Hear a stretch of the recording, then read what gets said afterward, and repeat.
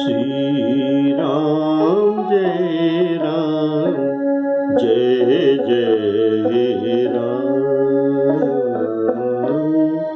श्री राम जय राम जय जय राम। श्री राम जय राम जय जय राम। श्री राम जय राम जय जय राम। श्री राम जय राम जय जय राम। आदरणीय श्रोता बंधुओं को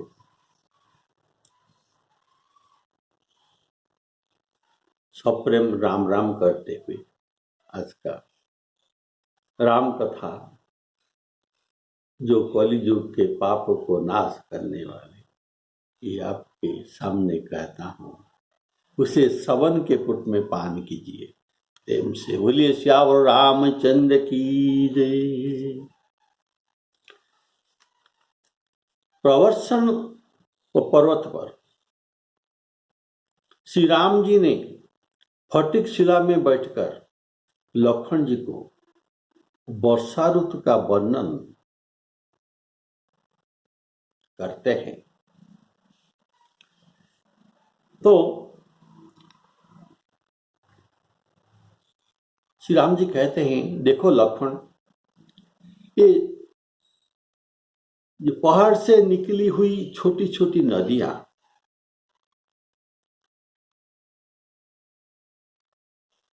ये जो तटभंग करती हुई जो चलते हैं,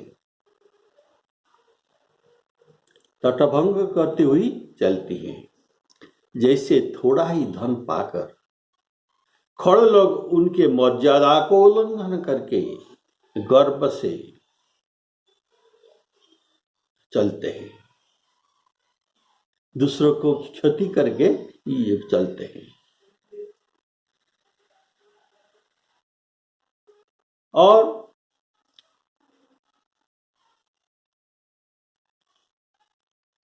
श्री राम जी कहते हैं, देखो पृथ्वी पर पानी पड़ने से ये गंदला हो जाता है, मानो शुद्ध जीवों को माया लपट गई हो।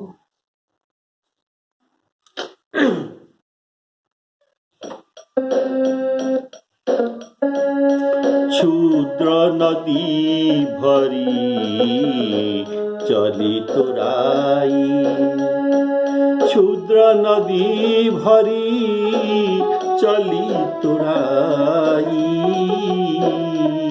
पहाड़ से निकली हुई एक क्षुद्र नदी खूब वेग में बहते हैं। जस थोरे हूँ धन खलई तराई, जस थोरे ही धन खलई तराई। भूमि परत डावर पानी, भूमि परते पर पानी डाबर हो जाता है, अर्थात गंदला हो जाता है। भूमि परत डाबर पानी, जनु जीवही माया लपटानी, जनु जीवही माया लपटानी। जो कहा गया, क्षुद्र नदी भरी चली तुराई। क्षुद्र नदी और खड़, ये दोनों को समान रूप दिया गया है। क्षुद्र नदी गंभीर नहीं और ये पेट के भारी भी नहीं, इसलिए इसमें कम जल भरता है। इसी से थोड़े ही जल से ये उभर कर ये मर्यादा त्याग कर देता है, अर्थात तट को भंग कर बाहर निकलता है और निकलकर घरों, वृक्षों, को ढहाता है, वो कृषि को डुबाती है, मार्ग भी रोक देती है, इत्यादि भारी उपद्रव करके फिर सूख जाते हैं, इस नदी के मूल में जल स्रोत नहीं है, इसीलिए ये सूख जाते हैं। अब वर्षा हुआ, इनमें जल भर गया, इसीलिए ये अभी गर्भ में फूले हुए गर्भ में ये बहते हैं और उपद्रव करते हैं।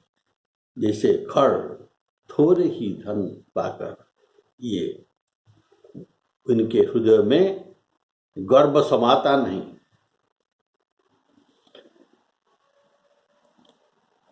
तो खड़ के जो धन पाना, इसको अन्याय उपार्जित धन कहा गया है। जैसे रावण के पास बहुत सारे अन्याय उपार्जित धर्म था, ये अभी गर्भ में दूसरों को क्षति पहुंचता है। जहाँ जहाँ धेनु दिज पावई, तहाँ तहाँ नगर आग लगावई। जिस नगर में धेनु द्विज ये पाते हैं, ये धन के गर्भ में, वहां आग लगा देते हैं। तो ये धन इनके पास अंत में रहा ही नहीं। जो संपत्ति शिव रावण ही दिन दिए 10 माथ,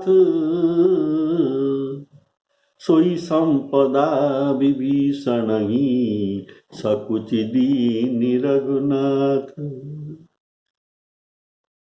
जो संपदा शिवजी रावण को दिए थे,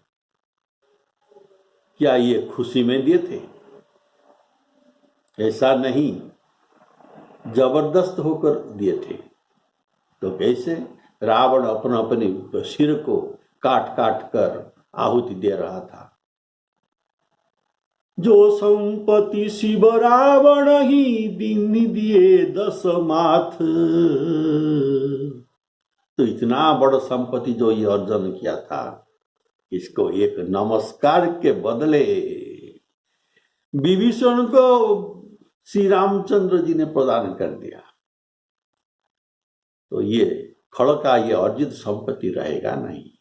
अभी ये संपत्ति पाकर उतावली हो रहा है, इसीलिए हनुमान जी रावण को उपदेश देते हैं कि सजल मूल जिन सरितन नाही, बरसी गए पुनि तब ही सुखाही। नदी चिरस्रोता होने के लिए इनके जो मूल में एक जल स्रोत होना चाहिए। अगर ये जल स्रोत नहीं तो ये फिर सूख जाता है। केवल वर्ष इसके आदि में जल नहीं था और अंत में भी जल नहीं रहेगा। अभी ये वर्षा जल पाकर उतावली होकर दूसरा का क्षति पहुंचाते हैं। सजल मूल जिन सरितन नाही, बरसी गए पुनि तब ही सुखाही। तो इधर से जल आया और उधर तो चला गया। वैसे खड़ थोड़े ही धन पाकर इनके हृदय में गर्व उमड़ता है। उसका धन ही क्षुद्र नदी की तरह शीघ्र बह जाता है। जब तक उसके पास धन रहता है, वह उपद्रव करता ही रहता है। जैसे क्षुद्र नदी सजल मूल रहित है, वैसे खड़ भगवत भक्ति रहता है। खड़ भगवत भक्ति रहित, अर्थात यह सजल मूल को भगवत भक्ति के समान कहा गया है, तो उसका धन जल्दी नष्ट हो जाता है। हनुमान जी रावण से कहते हैं, देखो रावण, राम विमुख संपत्ति प्रभुताई, जाई रही पाई बिनु पाई। राम विमुख होकर संपत्ति अर्जन से क्या लाभ? ये आया और ये मिलना और न मिलना दोनों ही समान है। ऐसे श्री राम जी कहते हैं, भूमि परतवा डावर पानी, जनु जीवही माया लपटानी। यह भूमि को माया का रूप दिया गया है, भूमि को माया का रूप दिया गया है। अर्थात गर्भस्थ शिशु जो गर्भ में रहता है ये शुद्ध होता है, और जैसे ये भूमिष्ठ हो जाता है तब ये माया के बंधन में आ जाता है।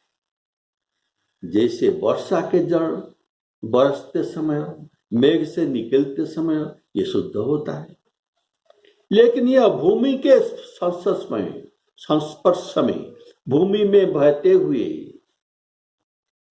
उनमें रज रूपक माया मिल जाता है और ये जल गंदला हो जाता है।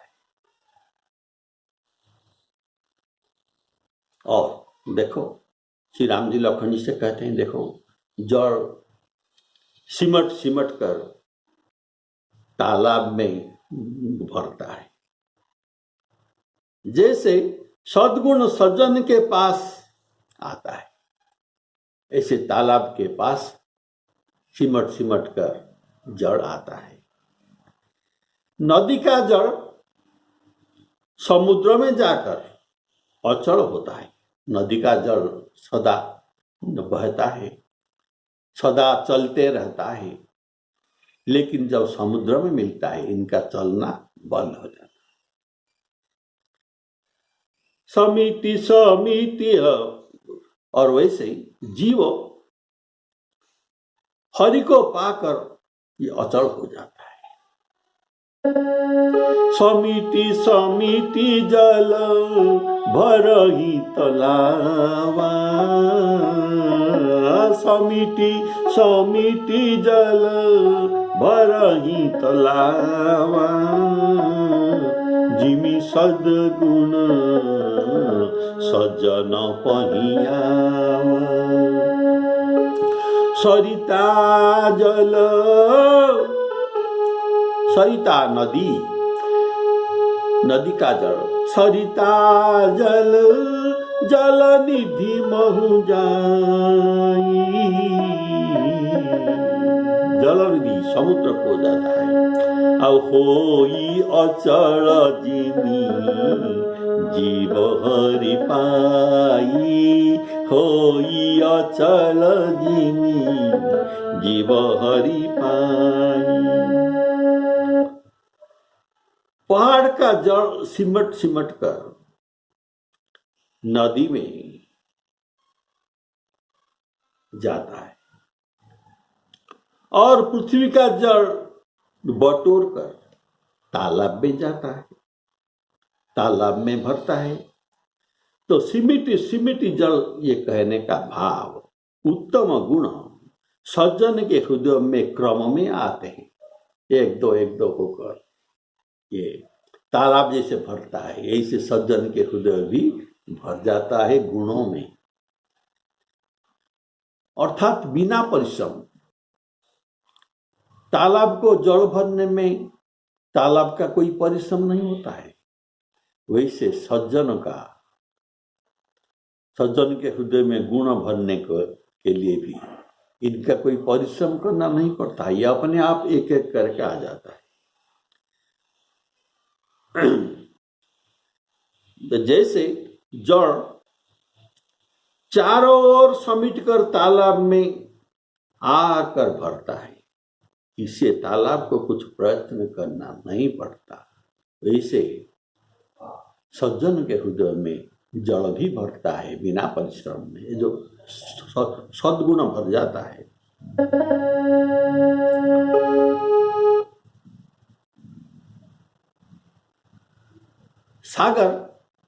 सागर में जाकर नदियां गिरते हैं, लेकिन सागर को नदियां का जरूरत नहीं। ये नहीं चाहता कोई गिरे या तो न गिरे। और वैसे लेकिन नदियां सागर में मिलकर अपने को धन्य मानता है। बोलिए सियावर रामचंद्र की जय। ऐसे सुख समृद्धि सद्गुण ये सब ढूंढते हैं हम कहाँ जाएं। अगर ये पुण्यवंत पुरुषों को देखते हैं तो उनके पास चले जाते हैं। इनका कामना नहीं, लेकिन उनको अपने को धन्य करने के लिए ये सद्गुण और सुख समृद्धि ये पुण्यवंत पुरुषों के पास चले जाते हैं। बोलिए सियावर रामचंद्र की जय। जिमी सरिता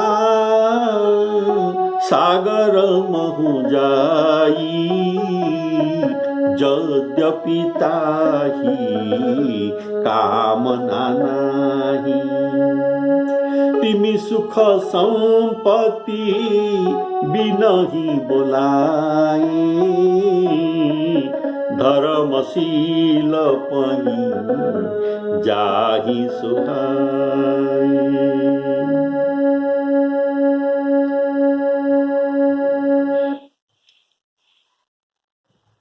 बोले सियावर रामचंद्र की जय। सरिता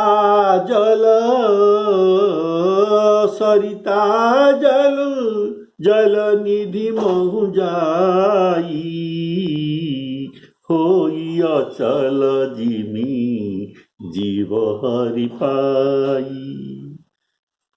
देखिए, जो जड़ तालाब में नहीं गया वह आकर नदी में मिला, और वही नदी बहता हुआ ये समुद्र में जाकर मिलता है। अर्थात वही जल जो सूर्य किरण द्वारा शोषित हुआ था, वही जल कहां से निकला था? समुद्र से निकला था, और सूर्य किरण के द्वारा शोषित होकर मेघ बना था। वही जल मेघ से फिर पृथ्वी पर आकर नदी से मिलकर नदी में वही जल बहता हुआ समुद्र में मिल जाता है। अर्थात जहां से आया वहां फिर चले जाता है। और सियावर रामचंद्र की।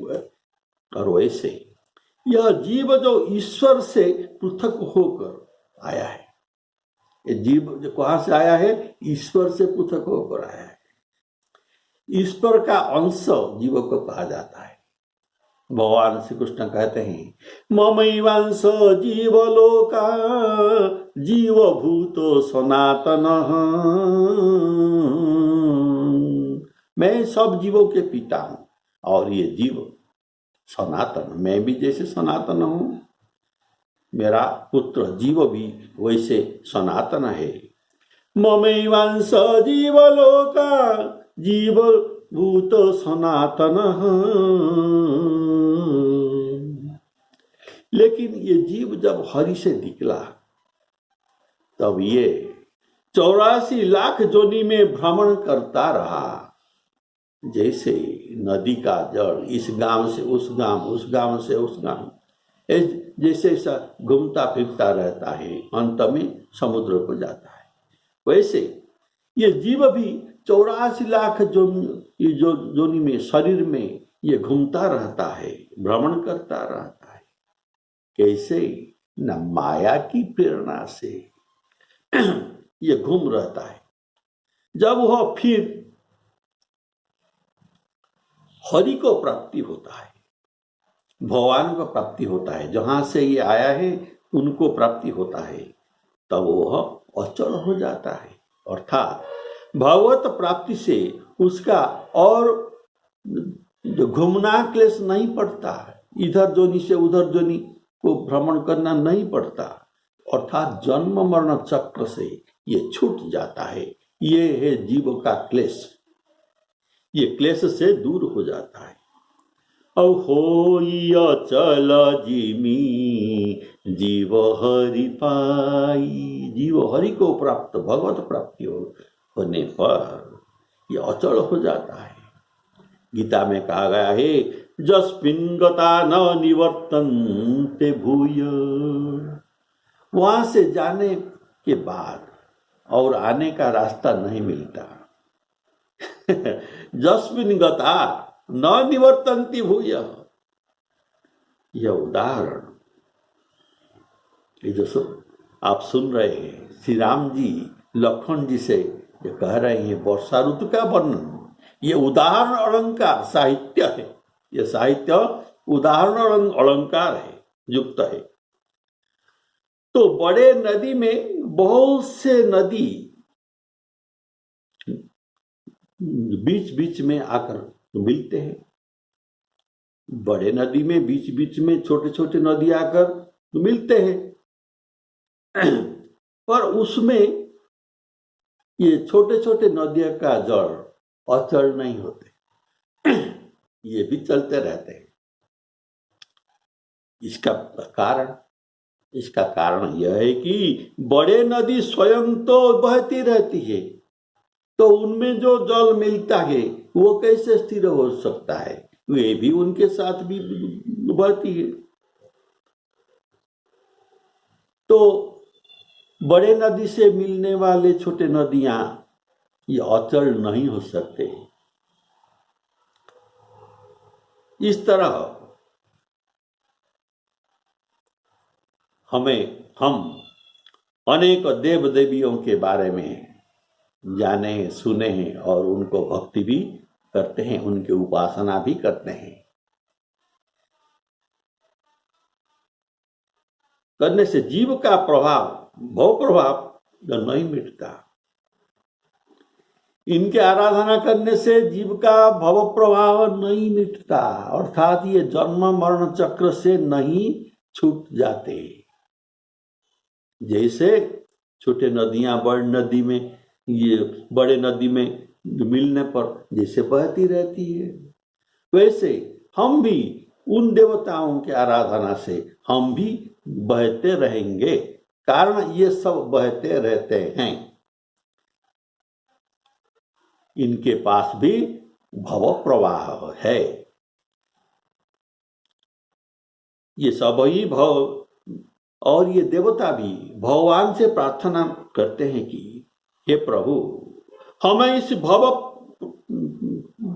प्रवाह से अर्थात जन्म मरण चक्र से हमें मुक्त कीजिए। देवस्तुति में देवताओं ने भगवान को प्रार्थना कर रहे हैं, भव प्रवाह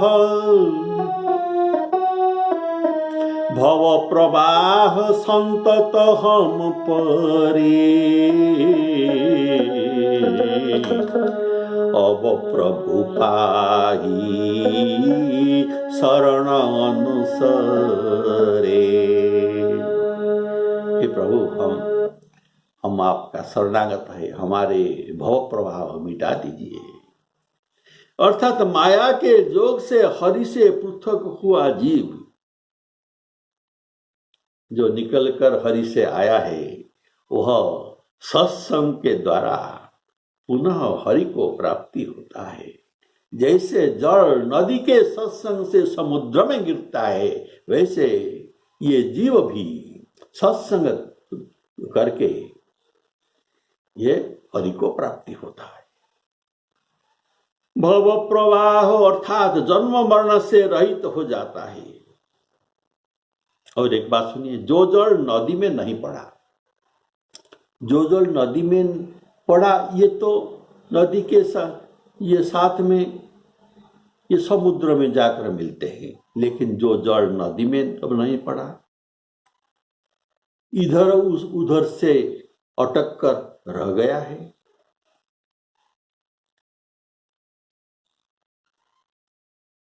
इसका ये समुद्र के पास नहीं पहुंच सकता। वैसे जीव जो हरि के भेजे हुए महात्माओं के शरण में नहीं गए, जो हरि के भगवान के भेजे हुए महात्माओं के शरण में नहीं गए, वे सब भव प्रवाह से पड़े ही रहे।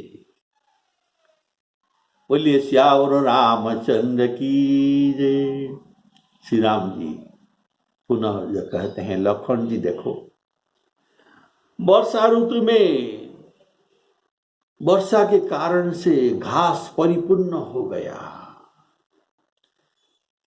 और पृथ्वी हरी भरी देखने लगी, हरी भरी हो गई। इसमें से क्या हुआ, आने जाने का जो मार्ग, जो वन में छोटा छोटा मार्ग है आने जाने का, ये आने जाने का जो मार्ग के दोनों तरफ घास बड़े बड़े हो गए और ये बड़े घास वर्धित होकर बड़े होकर ये रास्ता के ऊपर लौटे। इसी से क्या हुआ, रास्ता नहीं दिखाई देता। पहले श्यावर रामचंद्र की जय। मार्ग सूझ नहीं पड़ता। जैसे एक इसका उदाहरण दिया जाता है हमको, जैसे पाखंड जो बाद से उत्तम ग्रंथ गुप्त हो जाते हैं, वैसे घास के बढ़ने से रास्ता गुप्त हो जाता है। हरित भूमि, हरित सबुज दिखने वाला, हरित भूमि तृण संकुल, समुझि परही नहीं पंथ, समुझि परही नहीं पंथ। जिमि पाखंड बादते गुप्त होही सदग्रंथ। श्री राम जय राम, जय जय राम। इसका भाव है, पाखंडवाद में कुछ भाव सुनिए। कलि युग में भक्त लोग होते हैं, लेकिन ये जो मनमानी होते हैं, इनके मन में जैसा आता है वैसा ही करते हैं। ये मनमानी साखी शब्द, दोहा, कहानी और उपाख्यान कह कर भक्ति का निरूपण करते हैं। जो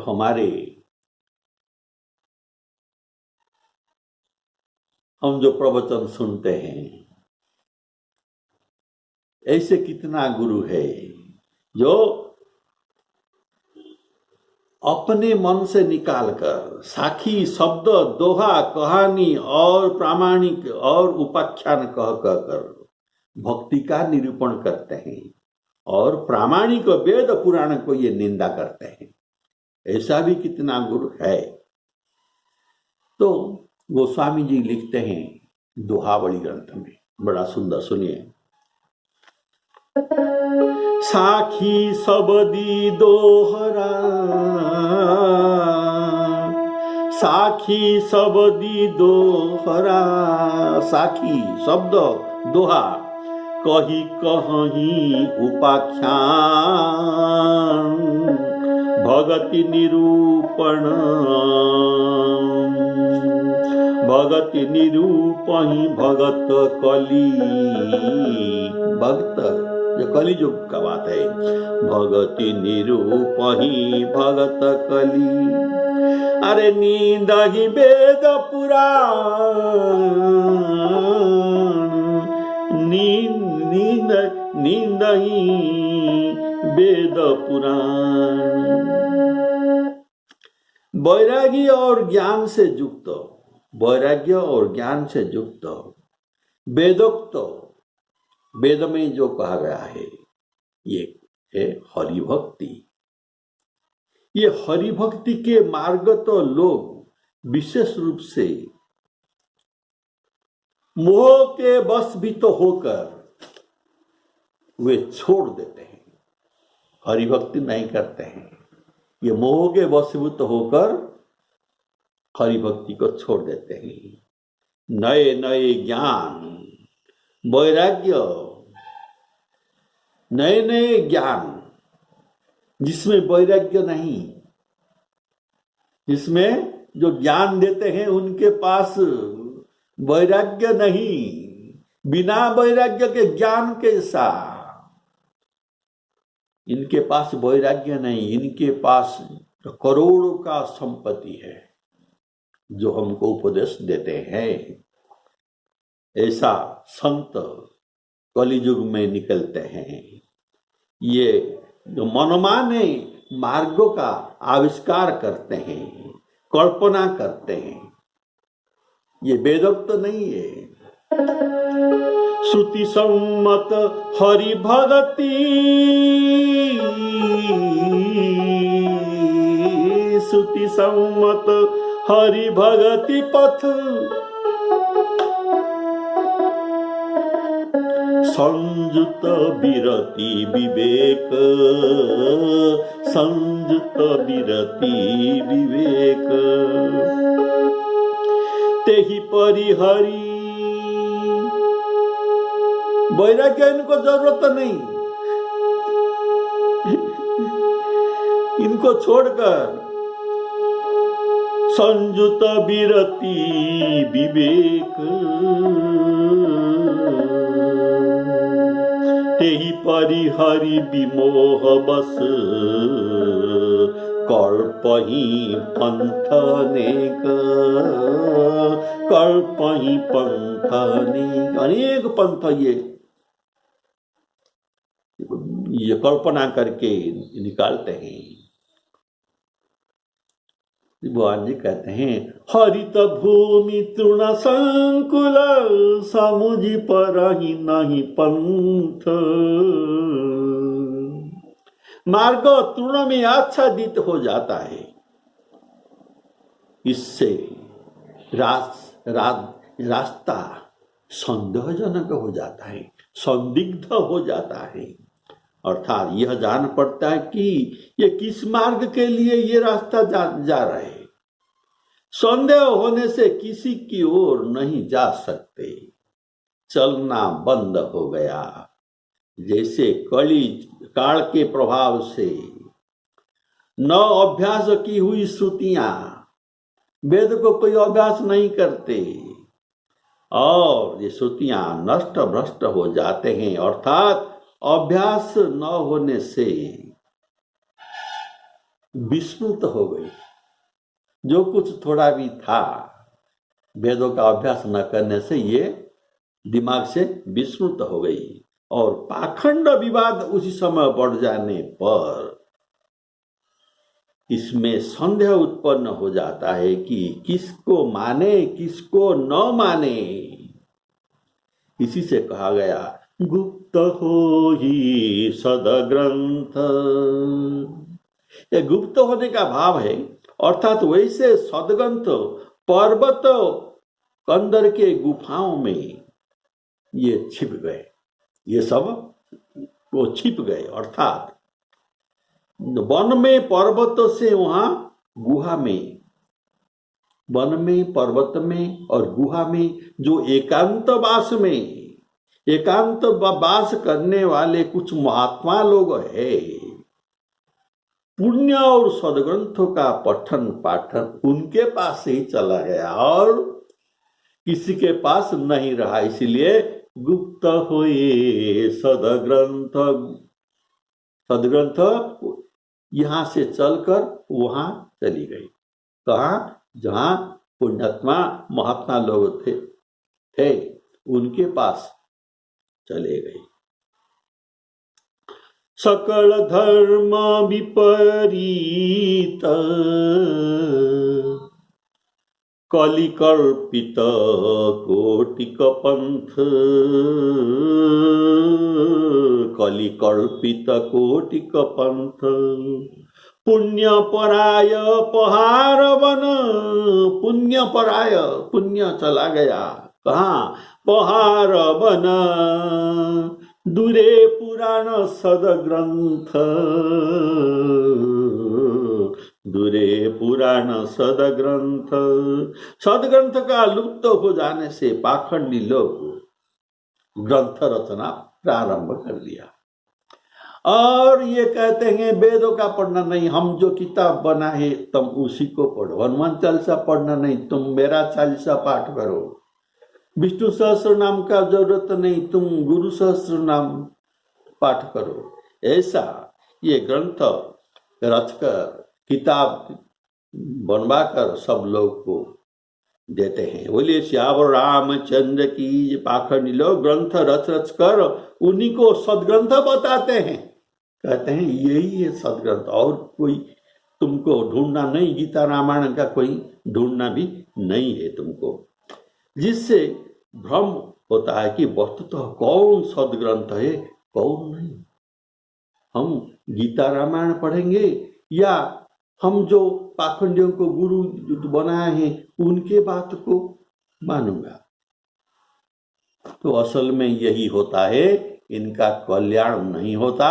ये भ्रम में सब लोग पड़ जाते हैं।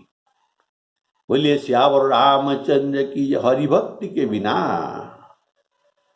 जीव का कल्याण कस्मिन पर भी नहीं हो सकता। तो ये हरिभक्ति को छोड़ के गुरु के बताए हुए उनका नाम ही जप करते हैं। बोलिए श्यावर रामचंद्र की जय। श्री सीताराम अर्पणामस्तु।